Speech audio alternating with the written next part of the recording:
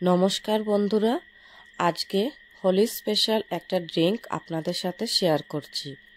এটা খুবই সুস্বাদু এবং স্বাস্থ্যকর সঙ্গে। তো এখানে খুবই কম সময় এই পানীয়টা বানানো যায়। তো কিভাবে বানাচ্ছি আর কি কি উপকরণ লাগবে সেটাই আপনাদের সাথে এখানে শেয়ার করলাম।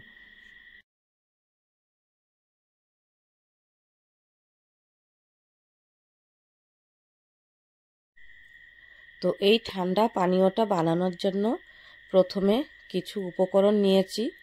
তো উপকরণের মধ্যে মূলত হচ্ছে এখানে লাগবে কিছু ড্রাই ফ্রুটস। যেরকম ড্রাই ফ্রুটস ঘরে অ্যাভেলেবেল থাকে সেরকম দিলেও হবে, আর আমি যেগুলো ব্যবহার করেছি সবগুলো দিলেও চলবে। দুই একটা কম থাকলেও তাতে কোনো যায় আসে না, এই ড্রিঙ্কটা বানানো যাবে। তো সচরাচর এইসব ড্রাই ফ্রুটস সবার ঘরেই মোটামুটি পাওয়া যায়। তো এগুলোর মধ্যে রয়েছে প্রথমে কাজু, আলমন্ডস, পেস্তা বাদাম, চালমগজ, পোস্ত, দারচিনি, এলাচ, গোলমরিচ আর মৌরি। তার সাথে যাবে গোলাপের পাপড়ি, শুকনো যেটা পাপড়ি, আর কিছুটা পরিমাণ কেশর। তো প্রথমে একটা কড়াই আমি গরম করে নিয়েছি খুব ভালো করে। আর এই যে ড্রাই ফ্রুটসগুলো সেটা ভাজবো না, কড়াইটা যখন গরম হয়ে যাবে তারপরে সেটা গ্যাস অফ করে দেব। আর সেই গরম কড়াইয়ের মধ্যে সবগুলো উপকরণ দিয়ে একটু নেড়ে নেব, মানে হালকা ময়েশ্চারটা যাতে চলে যায়, কারণ এই সবগুলো ড্রাই ফ্রুটস একসাথে আমি গুঁড়ো করে নেব।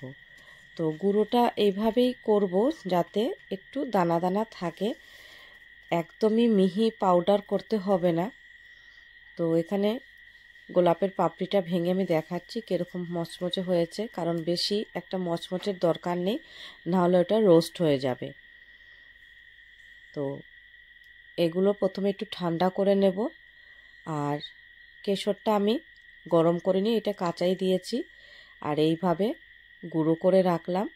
আর তার সাথে 1 কাপ থেকে কম চিনি অল্প গুঁড়ো করে রেখেছি।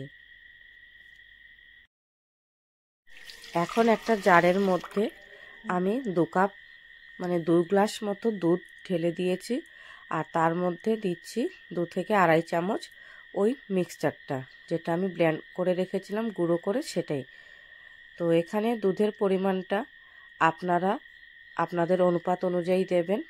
আর সঙ্গে দিচ্ছি চিনির গুঁড়ো 2 চামচ দিয়ে ব্লেন্ড করে তারপরে একটা গ্লাসের মধ্যে ঢেলে নিয়েছি। তো খুব কম সময়ের মধ্যে এই ঠান্ডাইটা বানানো হয়ে যায়। আর এই যে গুঁড়ো করে রাখলে একটা এয়ারটাইট কন্টেনারের মধ্যে যদি ভরে রাখা যায় তাহলে সেটা অনেক দিন রাখা যায়, মানে যে কোনো সময় সেটা চাইলেই আপনারা ব্যবহার করতে পারবেন। তো কেমন লাগলো এই রেসিপিটা অবশ্যই জানাবেন। ভালো লেগে থাকলে লাইক, কমেন্ট ও শেয়ার করবেন। ও চ্যানেলটিতে নতুন হয়ে থাকলে অবশ্যই সাবস্ক্রাইব করার অনুরোধ রইল। ভালো থাকবেন, সুস্থ থাকবেন, দেখা হচ্ছে নতুন কোনো ভিডিওতে। নমস্কার।